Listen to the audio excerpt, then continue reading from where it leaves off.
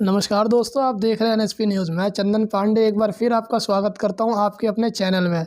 आज हमारे साथ मौजूद है सुप्रीम कोर्ट के वरिष्ठ advocate doctor AP Singh ji. तो हम इनसे बात करना चाहेंगे कि क्या कहना चाहेंगे जो अभी हिजाब को लेकर के जहां से केस शुरू हुआ है, वहां तो छोड़ो, पूरे भारत में ये फैला है, ऐसे फैला है हिंदू मुस्लिम के नाम पे, जो नाम पे कि हम स्कूल में जाएंगे, कॉलेज में जाएंगे, हिजाब पहन कर ही जाएंगे, जबकि एक वही उनकी यूनिफॉर्म बना रखी है। और वहीं हिंदू संगठन के जो लोग हैं वो अपने भगवा वस्त्र पे जाना चाह रहे हैं। तो क्या कहना चाहोगे इस विषय पे आप? देखिए, वस्त्र भगवा या हिजाब की बात नहीं, कॉमन सिविल कोड होना चाहिए। मैं तो इस बात का समर्थक हूं कि कॉमन सिविल कोड हो, एक हो।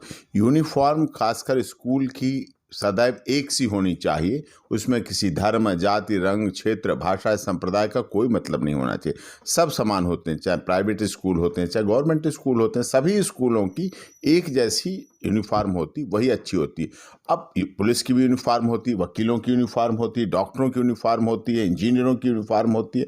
ये सब यूनिफॉर्म से संबंधित है। उसका एक अलग और गौरव भी होता है और अलग। तो मैं तो कहता हूँ पूरे देश के विद्यालयों की 1 से लेकर 12 तक की एक यूनिफॉर्म हो और 12 से लेके आगे अपर की एक यूनिफॉर्म होनी चाहिए।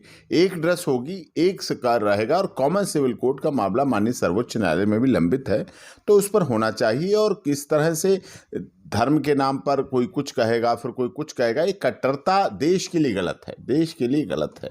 हमारा देश धर्मनिरपेक्ष है और इस आधार पर इस तरह से हिजाब के मुद्दे पर, खासकर ऐसे समय जब उत्तर प्रदेश जैसे सबसे बड़े राज्य में चुनाव हो रहा है, उत्तराखंड में चुनाव हो रहा है, गोवा और पंजाब में चुनाव हो रहा है, उधर उत्तर पूर्वी राज्यों में चुनाव हो रहा है, तो ऐसे में इस तरह से धार्मिक भावना को भड़काना, हिजाब शिक्षा के लिए, आप शिक्षा विद्यालय को विद्यालय और शिक्षालय मानिए।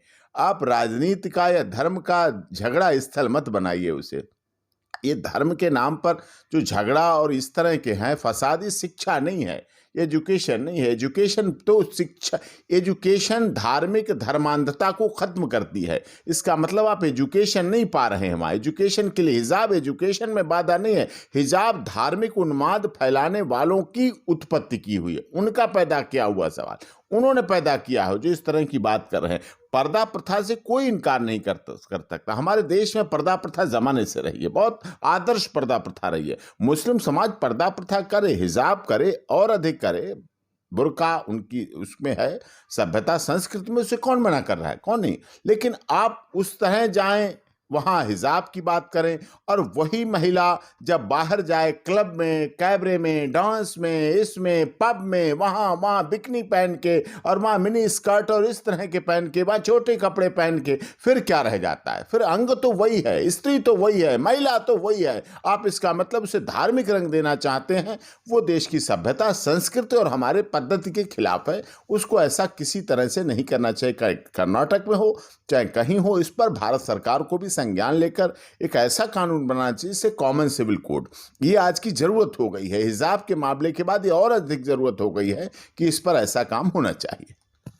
आप बता रहे हो कि अभी एक जो जज है, कोर्ट के अंदर जज जो हैं वो अपनी यूनिफॉर्म में होते हैं, जो एक वकील है वो भी अपनी यूनिफॉर्म में होते हैं। फिर इतना समय क्यों लग रहा है कि वो टाइम ले रहे हैं कि भाई अभी बताएंगे, अगली तारीख दी है इन लोगों को? हाँ, न्यायालय में मामला कर्नाटक हाई कोर्ट में लंबित है, इसलिए माननीय सर्वोच्च न्यायालय ने भी कहा है अभी वहाँ मामला जब लंबित है तो हम उसको नहीं करना चाहेंगे, डिस्टर्ब नहीं करना। अच्छी बात है, माननीय सर्वोच्च न्यायालय ने अपना बड़ा दिल दिखाया और कर्नाटक उच्च न्यायालय को पूरी प्राथमिकता दी, वरीयता दी कि पहले वो डिसाइड करें।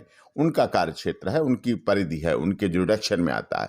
लेकिन इस पर एक भारत सरकार को और माननीय सर्वोच्च न्यायालय को कॉमन सिविल कोड वाला मामला निपटा देना चाहिए, जिससे कि ये चीज़ खत्म हो। अगर हमारे शिक्षालय, अगर हमारे विद्यालय राजनीति और धर्म का, राजनीति के तो गढ़ होते थे, युवा राजनीति में जाते थे, छात्र नेता वहां से बनते थे, कितने देश के उच्च पदों पे पहुंचे हैं, उच्च सर्वोच्च राजनीतिक पदों पर पहुंचे हैं, वो राजनीति से आए हैं। वो राजनीतिक नेता, राजनीतिक छात्र नेता के रूप में आए हैं, राजनीति में परिणत हुई है उनकी।